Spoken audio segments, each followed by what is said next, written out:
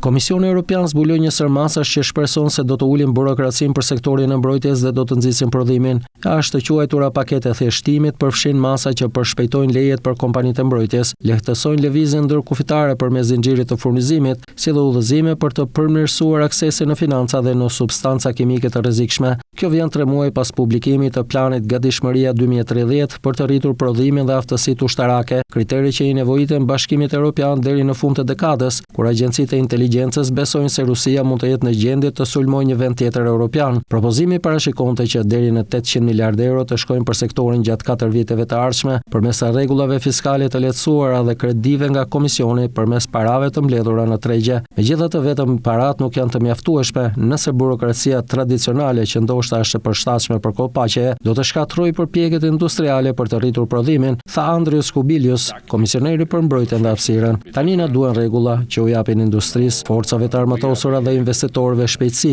parashikueshmëri dhe shkallëzim, shtoi ai. Një nga propozimet kryesore të paketës së fundit është që shtetet anëtare të krijojnë një pikë të vetme kontakti për kompanitë e mbrojtjes që të paraqesin kërkesa për leje, me autoritetet që duhet të përgjigjen brenda një afati kohor 60 ditor. Aktualisht mund të duhen deri në 3 ose 4 vite që kompanitë e mbrojtjes të sigurojnë lejet e ndryshme që u nevojiten për të zgjeruar operacionet e tyre, me dokumentacionin e kërkuar si vlerësimet e ndikimit në mjedis të ndryshëm nga agjencia në agjenci. Një tjetër pikë kyçe e propozimit është ndryshimi i directives së prokurimit të mbrojtjes për të lehtësuar prokurimet e përbashkëta si dhe në lidhje me transferimet e produkteve të mbrojtjes brenda Bashkimit Evropian. Për këtë të fundit, Komisioni kërkon të krijojë një licencë të vetme të dedikuar për të lejuar që komponentët e nevojshme të kalojnë kufit sa herë që është e nevojshme, pa aplikuar për një licencë të re çdo herë. Aplikimet e vazhdueshme mund të vonojnë projekte deri në 1 vit e gjysmë. Këto zgjidhje të shpejta mund të kursejnë shumë kohë, tha zyrtari i Komisionit.